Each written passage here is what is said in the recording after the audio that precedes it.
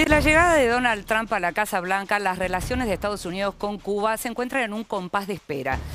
Aparentemente, por lo que dicen sus asesores, la situación cambiaría notablemente en función de lo que fueron los acuerdos con su antecesor Barack Obama. Vemos un informe y después lo analizamos.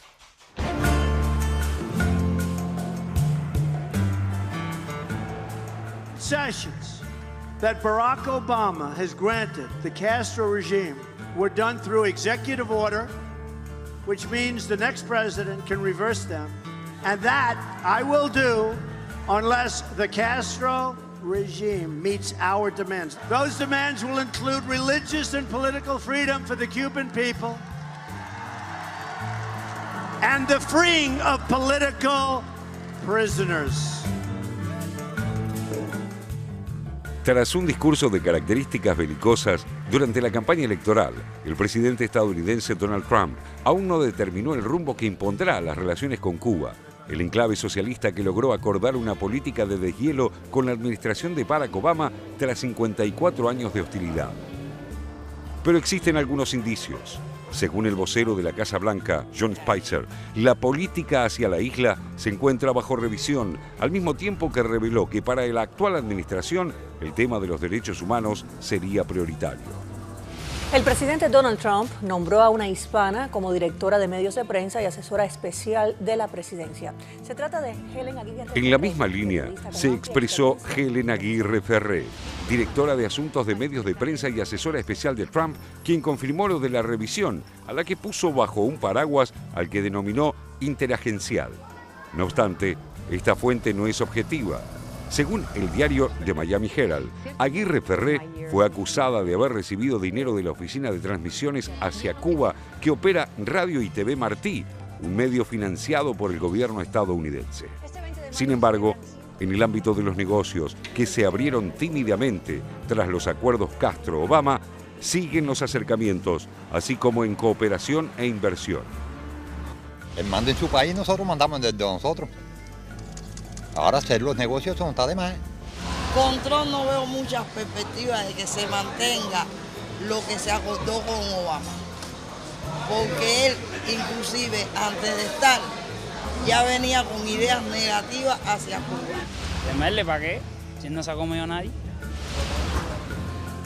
En abril pasado, el gobernador de Mississippi, Phil Bryant, aterrizó en el aeropuerto José Martí con una delegación de empresarios y funcionarios relacionados con el turismo, la agricultura y la exportación de alimentos.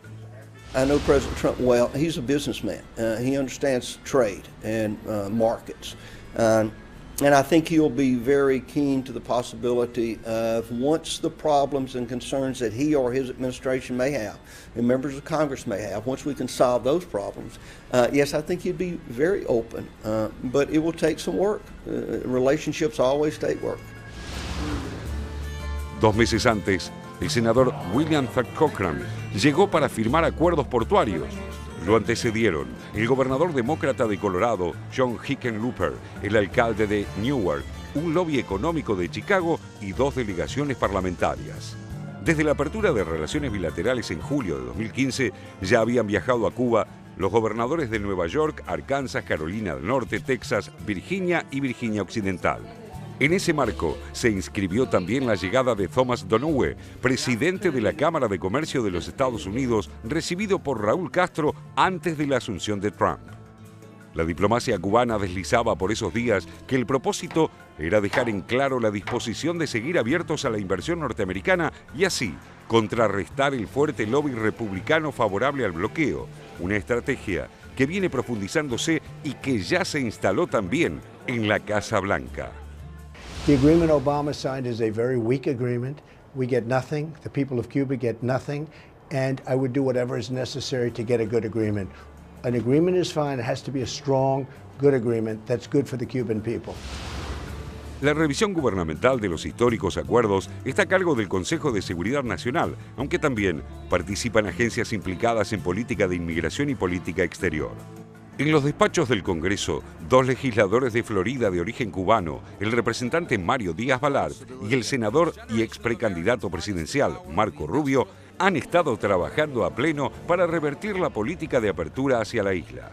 Fiel a su posición desde que se iniciaron las novedosas negociaciones bilaterales, Rubio tuiteó que confía en que Trump tratará a Cuba como una dictadura. También son parte de esa arremetida la legisladora de origen cubano Ileana Ros Lehtinen y el senador Bob Menéndez. La vitalidad de las inversiones estadounidenses es un factor dominante para la economía cubana. Así, lo expresó el propio Castro a fines de 2016, quien llamó a dinamizar la inversión extranjera para lograr un crecimiento estimado en 2% para 2017. Deseo expresar la voluntad de Cuba de continuar negociando los asuntos bilaterales pendientes con los Estados Unidos sobre la base de la igualdad, la reciprocidad y el respeto a la soberanía y la independencia de nuestro país, y proseguir el diálogo respetuoso y la cooperación en temas de interés común con el nuevo gobierno del presidente Donald Trump. En un discurso en el que también apeló a la austeridad, Castro dijo que para lograr el crecimiento de la economía se deberá garantizar las exportaciones, incrementar la producción local para sustituir importaciones, reducir gastos y usar de forma eficiente los recursos disponibles. Paralelamente a esto, el jefe de Estado cubano reveló su insatisfacción con la marcha de esta área esencial y abogó por superar, según sus propias palabras, la mentalidad obsoleta y llena de prejuicios contra los capitales extranjeros. La Comisión Económica para América Latina y el Caribe, CEPAL, prevé para 2017 una leve aceleración de la economía cubana, atada a la paulatina regularización de envíos de combustible desde Venezuela, algo por el momento improbable, y el empuje de los sectores de telecomunicaciones, turismo, construcción y agricultura. Un cúmulo creciente de expectativas para un breve y último periodo del gobierno de Raúl Castro. El 24 de febrero de 2018 dejará la presidencia tras cumplir, como lo prometió al asumir, 2 periodos de 5 años en el cargo, con 86 de edad. Una responsabilidad que, con todo el peso de casi 60 años de revolución, podría recaer en el hoy vicepresidente Miguel Díaz-Canel, de 56 años.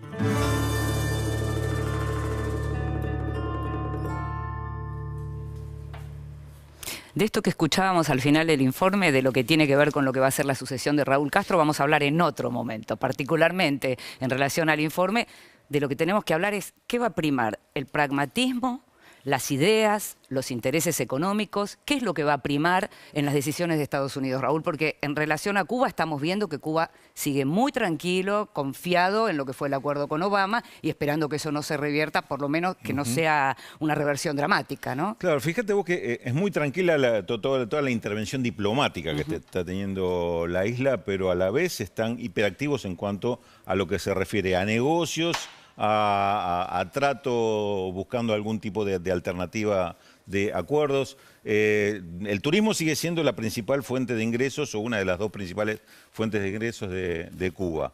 Teniendo un país como Estados Unidos, con la población que tiene Estados Unidos, ahí cerquita, ahí al lado, te imaginas que esto en proyección es algo importante. Todavía por el embargo, Estados Unidos le prohíbe a sus ciudadanos viajar como turistas. Le permite viajar Están viajando bajo otras formas. Bajo otras formas. Ahí tiene 12 categorías diferentes que se le permiten viajar. Y de hecho, el año pasado viajaron 285.000 estadounidenses a Cuba. Y solo en el primer trimestre, las cifras que están dando las organizaciones de turismo, estas no son cifras oficiales, en el primer trimestre de este año aumentó un 118% la cantidad de estadounidenses arribados con respecto al año pasado. Es decir, que hay un movimiento y hablan de una proyección de que podrían llegar a ser 2 millones de turistas si se habilitara esto, sobre un total que para Cuba fue un récord el año pasado de 4 millones de turistas visitantes en 2016. Ahora, fuera de esto, también Cuba está trabajando muy fuerte en la relación con otros países.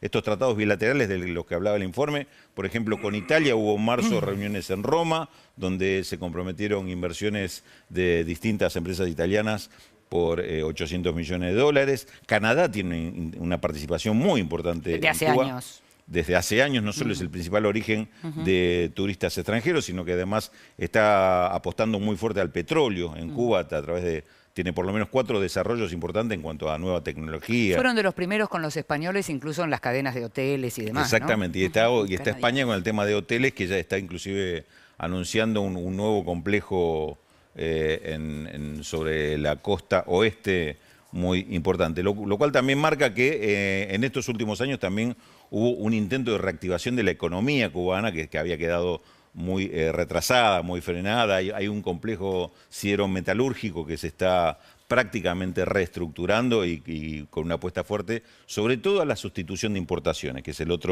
la otra clave de la economía cubana en la que se está trabajando fuerte, no solo por el tema de divisas, sino fundamentalmente por el empleo. Es decir, encontrar empleo productivo para los trabajadores. En este complejo solo trabajan alrededor de 350.000 personas, digamos. Estamos hablando de cifras que para la isla son realmente importantes. José, ¿las ideas o los intereses económicos?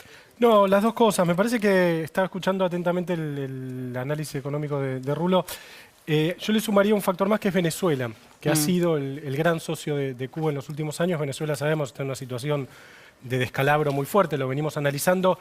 El flujo de barriles de petróleo, recordemos que Venezuela llegó a mandarle a Cuba 100.000 barriles de petróleo por día en su mejor momento, más o menos lo mismo que le mandaba a la Unión Soviética en el momento de la Guerra Fría. En un momento en el que Venezuela tambalea, Cuba está sintiendo la debilidad de este socio hasta el momento estratégico de Cuba. Y me parece que lo que se juega acá entre la relación con Venezuela, la relación con Estados Unidos y con algunos otros países que son estratégicos para Cuba, caso la Unión Soviética, incluso China, es cuánto de glasnost y cuánto de perestroika va a tener la apertura del régimen. Es decir, cuál va a ser el grado de apertura de la reforma política, cuál va a ser el grado de apertura de la reforma económica. Sabemos que el objetivo del régimen cubano, del gobierno cubano, siempre trastabillo cuando tengo que decirlo, en todo caso, el objetivo de Raúl Castro, aparentemente, es conseguir una reforma económica que dinamice la economía cubana sin perder la centralización política del Partido Comunista, que sigue siendo el único partido legalmente habilitado para disputar el poder político en Cuba. Entonces, si esta salida a lo Vietnam, digamos, es posible, creo que en parte depende de lo que ocurre con Venezuela y con Estados Unidos. Esto va a definir el balance, digámoslo así, va a definir el balance entre glasnost y perestroika de la situación cubana en los próximos años. Déjame corregir un dato, Inde, no son, porque dije 350.000, son 35.000 trabajadores. Por eso, 350.000 era mucho. Sí, y hay una, a propósito de esto que decía José, si me permiten, hay una fórmula que suele utilizar el gobierno de Cuba, que hablan del proyecto perfectible de la Revolución Cubana bajo el legado de Fidel, es irreversible, digamos, un poco este tema de lo ideológico detrás de las reformas, ¿no? Natalia.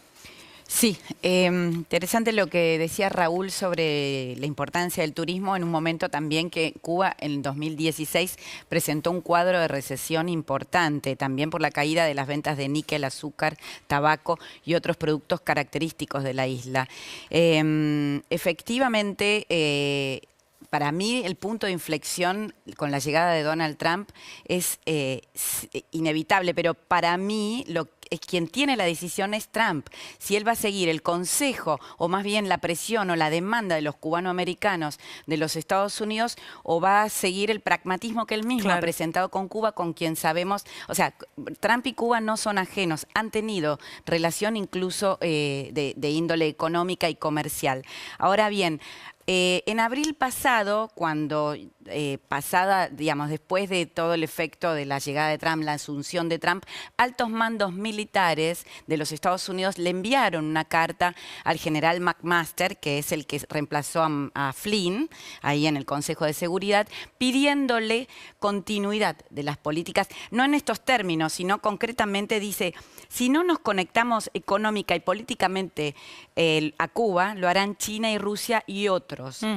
Efectivamente, parte del reemplazo, por ejemplo, de los barriles que Venezuela no le está enviando a Cuba, los van a enviar ahora, por ejemplo, los rusos. Ya llegaban unos 249.000 barriles aproximadamente en una suerte de nuevo tipo de arribo de los rusos a Cuba. Ahora, esta demanda de los altos militares realmente yo la tomaría muy en cuenta porque es muy importante, porque están diciéndole a Trump, Cuba es un aliado, Cuba nos sirve para la cooperación antiterrorista, es una isla estratégicamente ubicada, es una isla que sin dudas no representa la enemistad que tenía lugar en otro momento. Y ahora, desaparecida la Unión Soviética, no la dejemos caer en China o en Rusia. Jorge. Hay un dato que es interesante y es que durante las primarias republicanas Donald Trump fue el único precandidato que apoyó la apertura hacia Cuba. Después cambia. ¿Y por qué cambia? Cambia porque necesita ganar Florida, el estado de Florida, allí de donde es Marco Rubio, el senador Marco Rubio, Ileana Ros-Lehtinen, es decir, el lobby cubano-americano, ahí lo apoyó para ganar las elecciones.